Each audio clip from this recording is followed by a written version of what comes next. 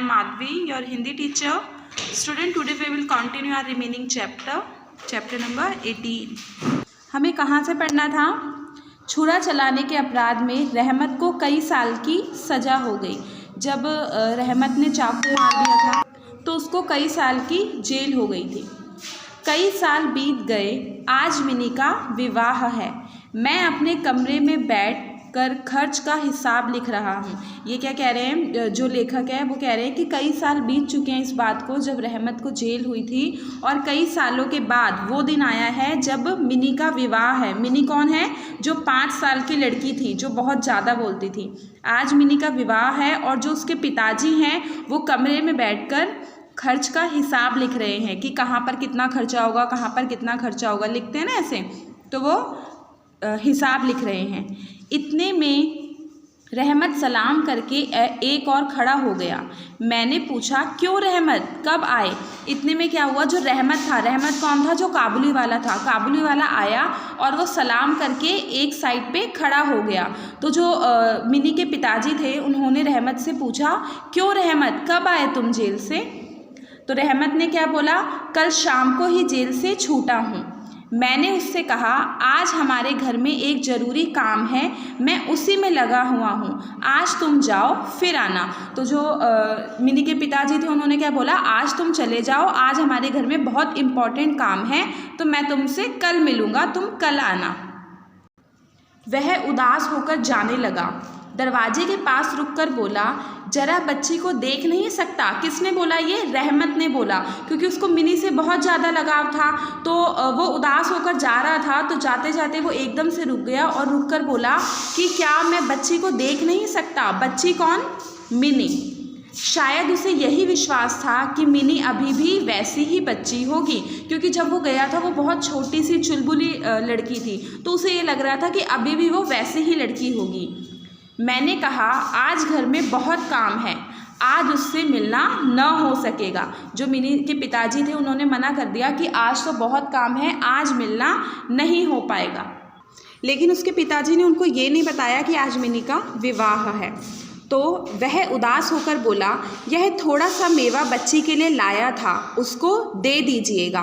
मेवा देता था ना काबुली वाला उसको, जब वो छोटी थी तो वो थोड़ा सा मेवा लेकर आया था। उसने बोला, ये बच्ची के लिए लाया हूँ, उसे दे दीजिएगा। मैंने उसे पैसे देने चाहे, पर उसने कहा, आपकी बेटी जैसी मेरी भी एक बेटी है, मैं उसी को याद कर करके आपकी बच्ची के लिए थोड़ा सा मेवा लाया हूँ। उसने क्या कहा कि आप मुझे पैसे मत दीजिए, जैसे आपकी बेटी है वैसे मेरी भी एक बेटी है, और मैं उसी को याद करके आपकी बेटी के लिए मेवा लाया हूँ। मैं यहाँ सौदा बेचने नहीं आता। सौदा मीन्स क्या होता है?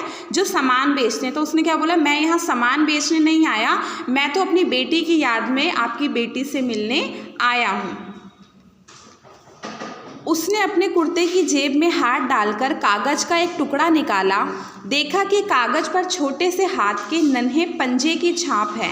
उसने क्या किया, जो रहमत था उसने आप लोग देखते होगे कुर्ता पजामा पहनते हैं तो उस कुर्ते में ना जेब होती है, तो उसने जैसे ही अपनी जेब में हाथ डाला ना, उसने कागज़ का एक टुकड़ा निकाला। उस कागज़ के टुकड़े पर क्या था कि जैसे बच्चों के छोटे छोटे हाथ होते हैं ना, उस हाथ के छाप थी। जैसे लाइक हमने कलर में ऐसे डिप करके यहाँ पे पेंट कर दिया, ऐसी छाप थी। हाथ में थोड़ी सी कालिक लगाकर कागज़ पर उसकी छाप ले गई। अपनी बेटी की इस याद को छाती से लगाकर रहमत हर साल कोलकाता में गली कूचों में सौदा बेचने आता था। वो किस लिए रखा हुआ था उसने कागज़? क्योंकि उस कागज़ को देखकर वो अपनी बेटी को याद कर लेता था, क्योंकि वो अपना घर बार सब कुछ छोड़ कर आता था सामान बेचने के लिए, तो उसे अपने बच्चों की याद आती थी। तो वो क्या करता था कि वो यहाँ पर आ जाता था, लेकिन अपनी बेटी के हाथ के पंजे लेकर आता था और उसी को देख देख कर उसे याद करता रहता था। यह देखकर मेरी आंखें भर गई। ये लाइन किसने कही है? जो मिनी के पिताजी थे उन्होंने क्या बोला कि यह देखकर मेरी आंखें भर गई। आंखें भर गई, वो इमोशनल हो गए कि मतलब ये अपनी बेटी को इतना याद कर रहे हैं। सब कुछ भूलकर मैंने उसी समय मिनी को बाहर बुलाया। विवाह की पूरी पोशाक और गहने पहने मिनी शर्म से सिकड़ी हुई मेरे पास आकर खड़ी हो गई। जब उसके पिताजी ने मिनी को बाहर बुलाया तो उसने अपनी शादी का जोड़ा पहना हुआ था, क्योंकि उसकी उस दिन क्या थी, शादी थी। तो जैसी वो बाहर आई ना, उससे शर्म आ रही थी। आपने देखा होगा ना कि कई बच्चों को शर्म आती है तो एकदम बिल्कुल सिकुड़ जाते हैं, तो ऐसे ही वो शर्म से सिकड़ी हुई सिकुड़कर अपने पिताजी के पास आकर खड़ी हो गई। उसे देखकर रहमत काबुली वाला पहले तो सक पका गया। सक पका मीन्स क्या होता है? पहले तो वो हैरान हो गया कि जब मैं गया था ये लड़की इतनी छोटी सी थी, अब कितनी बड़ी हो गई और आज इसकी शादी भी है। उससे पहले जैसी बातचीत करते न बना। बाद में वह हंसता हुआ बोला, लल्ली सास के घर जा रही है क्या? मिनी अब सास का अर्थ समझती थी। मारे शर्म के उसका मुंह लाल हो गया। जब रहमत ने बोला कि लल्ली किसको बोला? मिनी को बोला कि अब तुम क्या सास के घर जा रही हो? जब वो छोटी थी, जब तो उसको नहीं समझ आता था कि ससुराल क्या होती है, सास क्या होता है ना? तो लेकिन अब उसको ये समझ में आने लगा और जब जैसे उसने सास का नाम सुना तो वो शर्म से लाल हो गई। मिनी के चले जाने पर रहमत ने एक गहरी सांस लेकर वहीं ज़मीन पर बैठ गया। जैसे ही मिनी चली गई, रहमत ने एक गहरी सांस ली। जैसे होता है ना कि बहुत ज़्यादा जब रिलीफ फील करते हैं हम लोग, एक चैन की सांस लेते हैं, तो उसने एक गहरी सांस ली और वो वहीं पर ज़मीन पर बैठ गया।